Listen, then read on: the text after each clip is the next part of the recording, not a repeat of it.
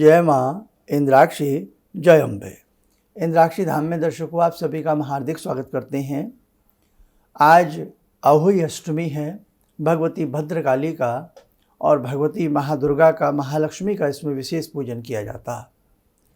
माताएं अपने बच्चों की दीर्घायु के लिए, अपने बच्चों के स्वास्थ्य संवर्धन के लिए ये विशेष प्रकार का पूजन तारों की छाँव में या संध्या के समय करते हैं। इसलिए 12:21 के आसपास तक सप्तमी का योग है।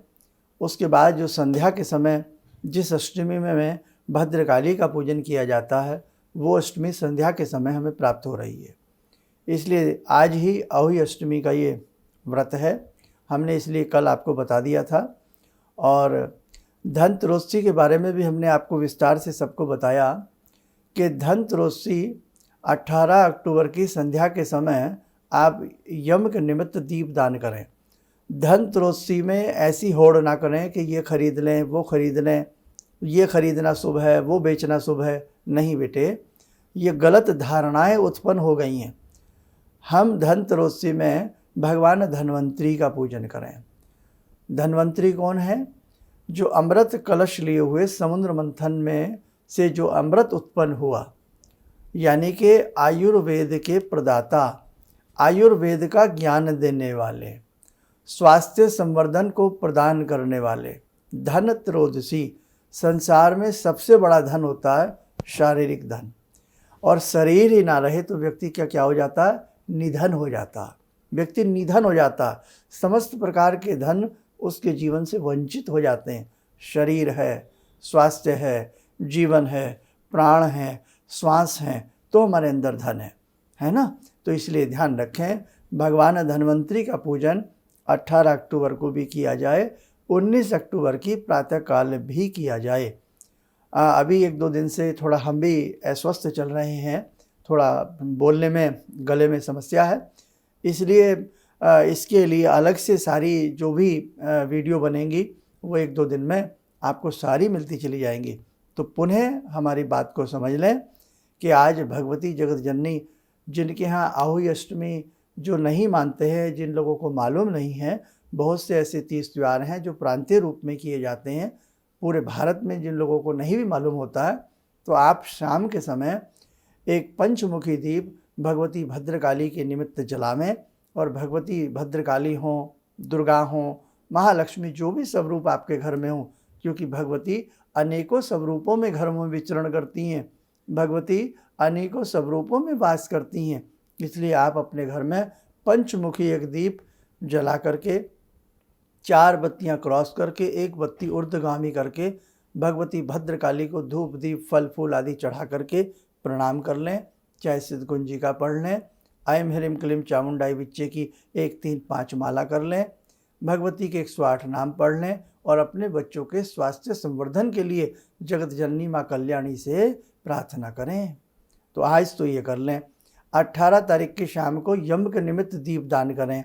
अब हमने कहा खरीदने बेचने के चक्कर में बिल्कुल ना पड़े कि साहब ये खरीद लें तो ज़िंदगी बदल जाएगी, ऐसा खरीदना है ज़िंदगी बदल जाएगी, इतने बज कर के इतने मिनट पर ये खरीदें। क्या हम ज़िंदगी भर खरीदते नहीं क्या? अरे अब तो जब जेब में पैसा हो तभी हम कुछ भी खरीद लेते हैं। अब तो बात पैसे की है, बात आपके मन की है। कई बार मन अच्छा नहीं होता तो कुछ भी अच्छा नहीं लगता है ना। तो इसलिए ध्यान रखें, आप बहुत सारे ऊल जलूल जंजालों में ना फंसें। अपने धर्म को धर्म के तरीके से ही माने। हमने क्या कहा? स्वास्थ्य सबसे बड़ा धन है, शरीर सबसे बड़ा धन है। इसलिए इसमें भगवान धन्वंतरी की पूजा करें ताकि आपका धन, आपका शरीर, आपका परिवार सुरक्षित रहे। यम के निमित्त इसमें विशेष रूप से 4 बत्तियों वाला दीप धर्म अर्थ काम मोक्ष रूपी जलाया जाता है। उसको जला करके अपने घर के दरवाजे के बाहर रखा जाता है। दक्षिण दिशा की तरफ इस दीप का मुख किया जाता है। आपको सारा मैं अलग से समझा दूंगा, ठीक है। अब 19 अक्टूबर की प्रातःकाल भगवान धन्वंतरी का पूजन विशेष रूप से करना बेटा, आपको समझा दूंगा। 20 अक्टूबर की छोटी दीपावली।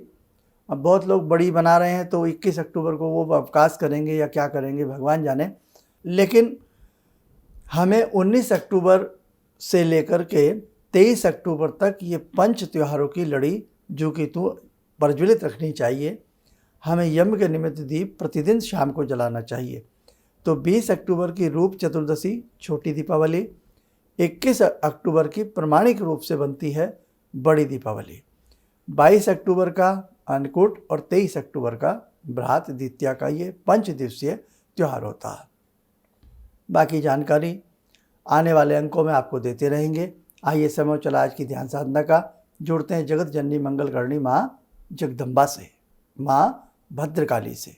ओम सिंदूरारुण विग्रहां त्रिनयनां माणिक्यमूले स्फुरात् स्तारानायक शेखरं स्मितमुखी बापेन वक्षोरुवां पाणिभ्यामलपूर्णरत्नचषकां रत्नोत्परां बिभ्रति सौम्यां रत्नघटस्थरक्तचरणां ध्यायेत् पराम् अम्बिकां खड्गं चक्रगदेषु चापपरिगान् शूलम्बुशुण्डिं शिरा शङ्खं संदधतीं करे स्त्रीनयनां सर्वाङ्गभूषावृतां नीलासमद्युतिमास्य पाददशकां सेवे महाकालिकां यामास्तो स्वपितैर्हरो कमलजो हन्तुं मधुं कैटवम् विद्युद्दाम समप्रभां मृगपते स्कन्दस्थितां भीषणां कन्या विहकरवालखेटविलसा धस्ताविरासेवितां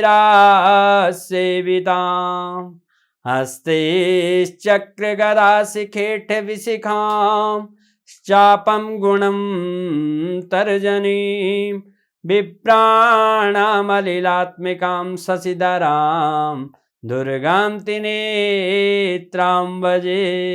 कवच बना लें, ध्यान करें, जगत जननी का शुभ आशीष हम सबके ऊपर बरस रहा है।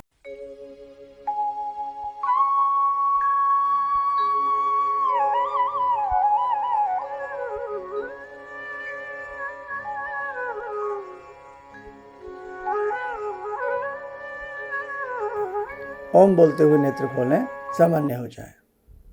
देखो साधकों, बहुत सारी जानकारी हैं।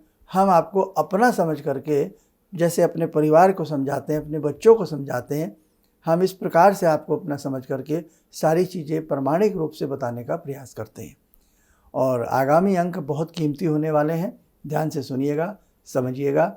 और अभी 1-2 रोज़ के कार्यक्रम जो हैं आगे आने वाले, वो आपको उसमें पूजन के बारे में, दीपावली पूजन, धनतेरस का पूजन, और धनतेरस में सबसे अत्यधिक हमें किस बात पर जोर देना चाहिए वो आपको समझाएंगे।